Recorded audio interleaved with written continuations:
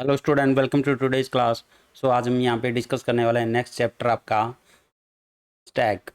तो काफ़ी important chapter रहता है ये हमारा स्टैक, क्योंकि इसमें से कम 3 से लेकर 5 मार्क्स का क्वेश्चन पूछा जाता है हर बार एग्ज़ाम में। तो इसका एक प्रोग्राम कह सकते हो आप 3 मार्क्स का आता है। तो ये 100% श्योर होता है कि आना ही आना है आपका एग्ज़ाम में। तो आज हम यही डिस्कस करने वाले हैं। तो स्टैक होता क्या है और इसको इम्प्लीमेंट कैसे करते हैं। तो स्टैक को जो इम्प्लीमेंट करेंगे वो करेंगे हम यूजिंग लिस्ट। तो इसमें आपका लिस्ट यूज़ होगा, ये कह सकते हो आप। तो लिस्ट के कुछ ऑपरेशन है जो हम यहाँ पे यूज़ करेंगे और स्टैक को इम्प्लीमेंट करेंगे। तो चलो आज की क्लास स्टार्ट करते हैं और साथ में चैनल को ज़रूर सब्सक्राइब कर लें ताकि आपको लेटेस्ट अपडेट मिलती रहे। तो स्टैक को पढ़ने से पहले आपको पता होना चाहिए कि डाटा स्ट्रक्चर होता क्या है, क्योंकि जो स्टैक है वो डाटा स्ट्रक्चर का ही एग्जाम्पल है। तो जब भी हम कंप्यूटर साइंस की बात करते हैं, कंप्यूटर साइंस फील्ड की बात करें, तो वहाँ पे डाटा स्ट्रक्चर काफ़ी इंपॉर्टेंट टॉपिक रहता है आपका। तो एक्चुअल में जो डाटा स्ट्रक्चर होता है ये होता क्या है? It is a way of arranging data on a computer so that it can be access or update efficiently. मतलब कि डाटा को अरेंज करने का स्ट्रक्चर है ये कह सकते हो आप, जिससे कि आप डाटा को एक्सेस कर सको और उसको अपडेट कर सको एफिशिएंटली। अब डाटा को डिफरेंट डिफरेंट वे से हम अरेंज कर सकते हैं कंप्यूटर में। तो बहुत सारे डाटा स्ट्रक्चर आपके यूज होते हैं, लेकिन आपके सिलेबस में जो है वो आपका स्टैक डाटा स्ट्रक्चर है जो हम डिटेल में यहाँ डिस्कस करने वाले हैं। तो कंप्यूटर साइंस फील्ड में कौन कौन से डाटा स्ट्रक्चर यूज होते हैं? तो सबसे पहले आपका एरे, सेकंड आपका लिंक लिस्ट, थर्ड हमारा स्टैक, फोर्थ है क्यू, फिफ्थ आपका ट्री, सिक्स्थ आपका ग्राफ। तो ये बहुत सारे डाटा स्ट्रक्चर है जो डाटा को अरेंज करते हैं कंप्यूटर में, ताकि आप डाटा को वहाँ से एक्सेस कर सको और उसमें कुछ भी अपडेट करना हो तो वो भी आप इजीली कर सको। बट इनको स्टोर करने का जो तरीका है वो डिफरेंट डिफरेंट है। एरे है, इसमें डिफरेंट वे से डाटा ऑर्गेनाइज होता है। लिंक लिस्ट है, इसमें डाटा का जो स्ट्रक्चर रहता है, जो अरेंज होता है वो डिफरेंट वे से रहता है। टैग है, उसमें डिफरेंट वे से होगा। मतलब कि हर एक डाटा स्ट्रक्चर की अपनी एक प्रॉपर्टी है, तो वो उस प्रॉपर्टी को फॉलो करता है। इसीलिए यहाँ पे different different data structure use हो रहे हैं। बट इनमें एक ही कॉमन चीज है कि सभी के सभी डाटा को स्टोर करने के लिए यूज हो रहे हैं कंप्यूटर में। अब इनका जो तरीका है वो डिफरेंट है यहाँ पे। तो आपके जो सिलेबस में है वो है आपका स्टैग, क्योंकि क्यू भी था आज से 2 साल पहले, बट ये आपका सिलेबस से डिलीट हो चुका है। तो हम यहाँ पे सिर्फ स्टैक के बारे में पढ़ने वाले हैं कि स्टैक जो डाटा स्ट्रक्चर होता है ये होता क्या है, और इसमें डाटा कैसे स्टोर होता है, डाटा को कैसे ऑर्गेनाइज करते हैं, और डाटा को एक्सेस करना हो तो कैसे करेंगे, डाटा को अपडेट करना हो तो कैसे करेंगे। तो ये सब कुछ हम यहाँ पे डिस्कस करने वाले हैं। स्टैक, तो स्टैक क्या होता है? एक लीनियर डाटा स्ट्रक्चर होता है जो कि फॉलो करता है लीफो प्रिंसिपल को। तो यहाँ पे लीनियर डाटा स्ट्रक्चर का मतलब क्या है? सबसे पहले तो लीनियर का मतलब है यहाँ पे जो भी डाटा स्टोर हो रहा है वो आपका एक सीक्वेंस में स्टोर मिलेगा आपको, एक के बाद एक। तो यहाँ पे जो भी डाटा स्टोर होगा वो आपका क्या मिलेगा? सीक्वेंस में, एक के बाद एक। इसको बोलते हैं लीनियर डाटा स्ट्रक्चर। मतलब कि अगर ये एलिमेंट है, यहाँ पे कोई एलिमेंट है 10, तो इसके आगे एक और एलिमेंट होने वाला है, इसके आगे फिर से एक और एलिमेंट, इसके आगे फिर से एक और एलिमेंट। अगर यहाँ पे 30 की बात करें तो इसके पीछे भी एक एलिमेंट है और इसके आगे भी एक एलिमेंट है। तो यहाँ पे एक सीक्वेंस में डाटा स्टोर है, इसी को बोला जाता है लीनियर डाटा स्ट्रक्चर।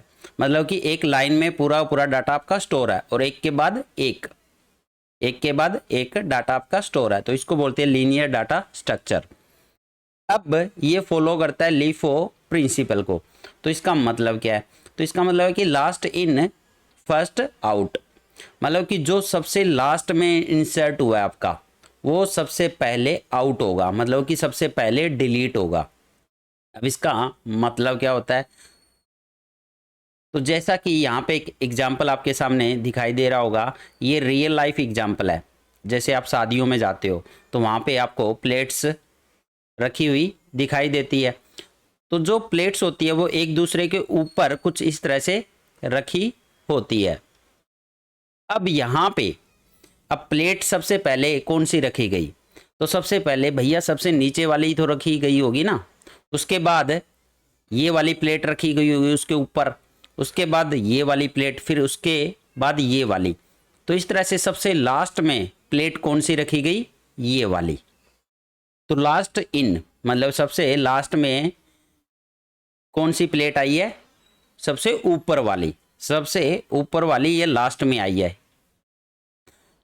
अब कोई भी वहां पे अगर प्लेट लेना चाहेगा तो ऑब्वियस सी बात है इसी लास्ट वाली प्लेट को सबसे पहले उठाएगा ना भाई। कॉमन सेंस की तो यही है, कॉमन सेंस की बात करें तो वही ऊपर वाली उठाएगा। अब ये तो है नहीं कि बीच में से कोई भी निकाल लेगा, ठीक है। तो एक स्टैंडर्ड जो मेथड होता है कि ऊपर वाली ही प्लेट उठाएगा, तो मतलब जो सबसे लास्ट में आई वो सबसे पहले गई, फर्स्ट आउट, फर्स्ट आउट। तो last in first out principle को फॉलो करता है आपका स्टैग। अब ये स्टैग होता क्या है, तो इसका हमने एग्जाम्पल भी कर लिया है। जैसे कि आपकी प्लेट्स रखी होती है, रियल लाइफ एग्जाम्पल है ये आपका, शादियों में प्लेट्स मिलती है, वो एक स्टैग ही तो बना रही है। अब इस स्टैग का जो एक एंड है, ये कह सकते हो ये एक एंड है इसका, ये फिक्स है, ये फिक्स हो गया आपका, क्योंकि अब इसको हिला नहीं सकते हो, इसको ओपन नहीं कर सकते हो, ये कह सकते हो ये जो एंड है ये फिक्स है। और यहाँ पे क्लोज है, ये भी कह सकते हो ये एक एंड जो है इसका क्लोज है। तो ओपन कौन सा है, तो ओपन तो यही वाला ऊपर वाला ही तो ओपन है। इसका कुछ इस तरह से स्ट्रक्चर बन जाएगा बनाओगे तो यहाँ पे नीचे वाला जो एंड है ये क्या है, फिक्स है, ये क्लोज है। तो यहाँ पे जो भी डाटा इंसर्ट होगा वो आपका ऊपर से ही तो होगा, ऊपर से डाटा इंसर्ट कर रहे हो, और यहीं से क्या होना है आपका, डिलीट भी होना है। तो दोनों ही चीज़ें सेम ऊपर वाले से ही होनी है, ठीक है, ऊपर वाले एंड से ही जो कि ओपन है। अब ये एंड क्या है आपका, ओपन, इसीलिए तो आप इसमें डाटा को इंसर्ट कर पा रहे हो और डिलीट कर पा रहे हो। अब इसका एक और एग्जांपल देखें तो जैसे यहाँ पे कुछ बुक्स रखी गई है, तो सबसे नीचे ये वाली बुक रखी गई है, अब इसके ऊपर ये वाली, इसके ऊपर ये फिर ये, तो इस तरह से एक स्टैग ही तो बन रहा है। ये भी एक स्टैग का एग्जांपल आपका। अब सबसे ऊपर, अब मान लो आपको एक और बुक यहाँ पे रखनी हो, ठीक है, आपको एक बुक और रखनी हो, तो क्या करोगे आप, इसके ऊपर ही तो रखोगे, यहीं पे ऊपर से ही तो रखेंगे ना हम। तो जो भी नई बुक आएगी वो इंसर्ट कहाँ होगी, टॉप से होगी, ये कह सकते हो आप, टॉप से ही तो इंसर्ट होनी है। अगर आपको कोई बुक रिमूव करनी हो तो सबसे पहले ऊपर वाली बुक ही तो निकलेगी, मतलब टॉप से ही तो रिमूव होगी वो। डिलीट भी कहाँ से हो रही है, वो ऊपर से हो रही है। और नई बुक इंसर्ट कर रहे हो वो भी कहाँ से हो रही है, टॉप से हो रही है। मतलब सारा काम टॉप से ही होना है। और इस तरह से, इस तरह की अरेंजमेंट को ही हम क्या बोलते हैं, स्टैक बोलते हैं। अब कंप्यूटर में भी कुछ इस तरह से ही डाटा स्टोर होता है, मतलब कि इसका एक एंड क्या मिलने वाला है आपको, क्लोज मिलने वाला है। एक एंड क्या मिलेगा, क्लोज, और दूसरा एंड क्या मिलेगा इसका, ओपन। दूसरा एंड क्या मिलेगा, ओपन। अब हमने यहाँ पे दो चीज करी है। एक तो अगर आप बुक्स की बात करो तो नई बुक इंसर्ट करना, नई बुक को रखना, और बुक को डिलीट करना या बुक को ऊपर से उठाना, मतलब कि तो ये दोनों जो काम हुए हैं वो कहाँ से हुए हैं, आपके टॉप से ही हुए हैं। ऐसे ही प्लेटों को जब रखोगे तो वो टॉप से ही रखोगे आप, प्लेट को जब उठाना है तो वो भी आप टॉप से ही तो उठाओगे। तो इंसर्ट करना वो भी टॉप से, डिलीट करना वो भी टॉप से, तो ये दोनों काम आपके एक ही एंड से हो रहे हैं।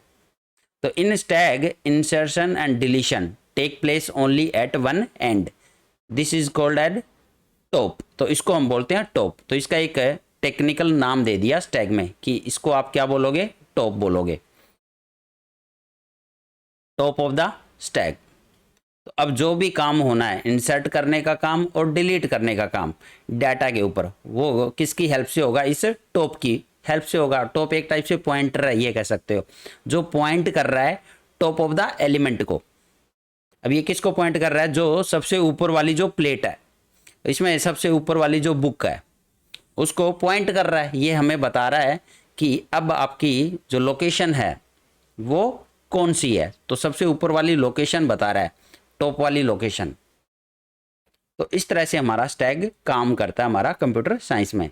तो डाटा भी कुछ इस तरह से स्टोर होने वाला है, जो अभी हम नेक्स्ट वाली स्लाइड में देखेंगे कि डाटा को स्टोर करेंगे तो कैसे करेंगे। तो स्टैग क्या होता है? एक लीनियर डाटा स्ट्रक्चर होता है, लीनियर डाटा स्ट्रक्चर।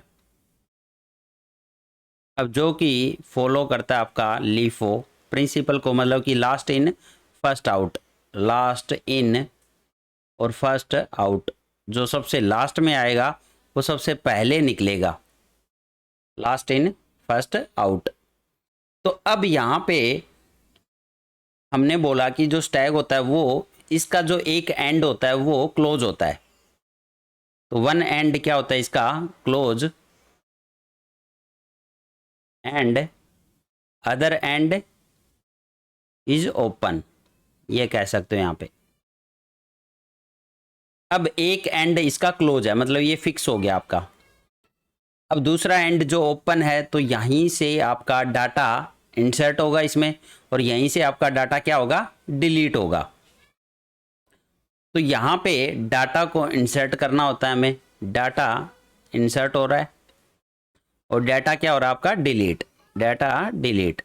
तो ये दोनों एक ही एंड से होने वाले हैं, जो कि है आपका ओपन एंड। तो अब इसको रिप्रेजेंट कैसे करेंगे? तो इसको एक तो आपके सामने यहाँ पे दिखाई दे रहा है, एक तो इस तरीके से हम इसको रिप्रेजेंट कर सकते हैं। तो इसका जो ये नीचे वाला जो एंड है ये आपका क्लोज है, यहाँ पे ये क्या है आपका? क्लोज। और ये ऊपर वाला ये एंड आपका ओपन है। तो मतलब कि अब एक ये स्टैग की फॉर्मेट में है। अब यहाँ पे जो भी डाटा इंसर्ट होगा वो कहाँ से होगा? टॉप से। अब इसको एक नाम भी दे दिया इन्होंने, टॉप। तो यहीं से डाटा इंसर्ट होना है और यहीं से डाटा डिलीट होना है आपका। दोनों ऑपरेशन इसी टॉप से होने हैं। तो इसको या तो आप इस तरह से वर्टिकल रिप्रेजेंटेशन में दिखा सकते हो, या फिर हम इसको कुछ इस तरह से भी दिखा सकते हैं। दोनों ही तरीके आपके सही है, जैसे हमने यहाँ पे इस तरीके से दिखाया। अब इसका ये जो एंड है वो क्लोज है आपका, और ये वाला एंड आपका ओपन है, मतलब कि इस एंड से डाटा इंसर्ट होगा और इसी से डिलीट होगा। यहीं से क्या हो रहा है? डिलीट भी। तो आप इस तरह से भी दिखा सकते हो और इस तरह से भी दिखा सकते हो। दोनों ही रिप्रेजेंटेशन आपकी स्टैग की है। तो ये हमारा स्टैग होता है, जो एक साइड से ओपन और एक साइड से क्लोज। और इसमें लास्ट इन फर्स्ट आउट, मतलब इसमें जैसे जैसे डाटा इंसर्ट होता जाएगा तो जो सबसे लास्ट में डाटा आया है वही सबसे पहले बाहर निकलेगा, वही सबसे पहले डिलीट होगा। अब इसमें बीच में से आप डिलीट नहीं कर सकते हो। इसका मतलब ये है, इसका जो फंडामेंटल कॉन्सेप्ट है कि आप बीच में से किसी डाटा को नहीं इंसर्ट कर सकते। आपको टॉप वाला इंसर्ट करना ही पड़ेगा, फिर उसके बाद जो टॉप आया फिर उसको, फिर उसके बाद उसका जो टॉप आया। तो इस तरह से वन बाय वन हम स्टेप बाय स्टेप ही चलकर बीच वाले एलिमेंट को डिलीट कर पाएंगे। डायरेक्ट आप बीच वाले एलिमेंट को रेंडमली आप नहीं डिलीट कर सकते, क्योंकि ये स्टैक है। तो चलो यहाँ पे डाटा भी इंसर्ट करके देख लेते हैं।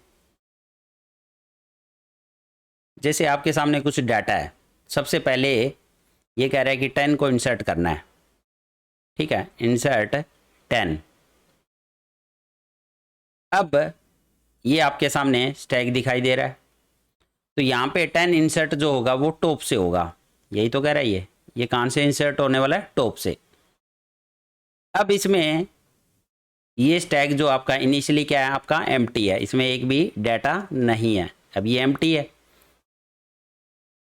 तो यहाँ पे जो नीचे वाला जो सेल है, सबसे नीचे वाला, यहाँ पे इंसर्ट हो जाएगा आपका 10।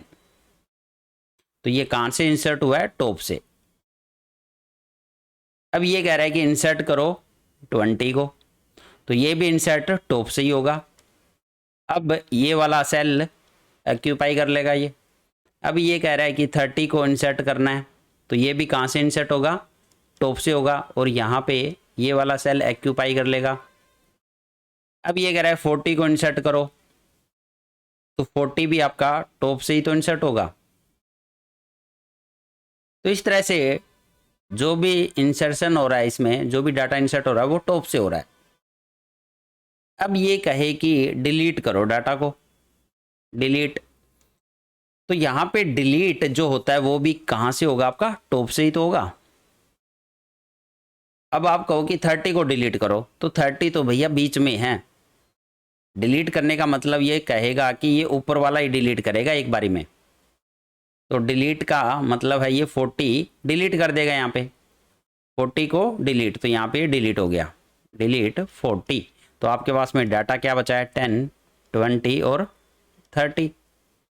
अब अगली बार फिर से कहे डिलीट, तो डिलीट का मतलब टॉप वाला ही है, तो ये 30 को डिलीट करेगा अब। तो आपके पास में डाटा बचेगा 10 और 20। तो इस तरह से डाटा डिलीट होता है। फिर से डिलीट ऑपरेशन अप्लाई करोगे तो टॉप वाला ही डिलीट करेगा, तो बच कौन गया, 10। फिर से डिलीट करोगे तो यहाँ पे एम्प्टी हो जाएगा आपका स्टैक। फाइनली क्या हो चुका है अब, एम्प्टी। तो इस तरह से हम डाटा जो भी इंसर्ट कर रहे हैं वो भी टॉप से कर रहे हैं, और जो भी डिलीट कर रहे हैं वो भी टॉप से ही कर रहे हैं। अब यहाँ पे कुछ ऑपरेशन अप्लाई करते हैं स्टैक पे, ठीक है। तो यहाँ पे इंसर्ट करना, डिलीट करना, इनको कुछ टेक्निकल नाम दिया गया है। तो चलो वो डिस्कस करते हैं कौन कौन से हैं। नेक्स्ट है स्टैक ऑपरेशन। तो कौन कौन से ऑपरेशन हम अप्लाई कर सकते हैं स्टैक पे। तो सबसे पहला ऑपरेशन आपका पुश ऑपरेशन। तो new data element can only be added to the top of the stack. तो यहाँ पे अभी हमने डाटा को इंसर्ट किया वहाँ पे, ठीक है। तो नए डाटा को ऐड किया, न्यू एलिमेंट को ऐड किया, तो वो कहाँ से ऐड हुआ, टॉप ऑफ द स्टैक। अब इसी insertion of element in a stack is technically called as push operation. तो इसी को हम बोलते हैं पुश करना, मतलब पुश ऑपरेशन, डाटा को इंसर्ट करना, ठीक है। तो पुश ऑपरेशन क्या होता है, आपका डाटा को इंसर्ट करना स्टैक में, जो कि होता है टॉप ऑफ द स्टैक से। अब नेक्स्ट ऑपरेशन आता है pop operation. Data can be remove from the top.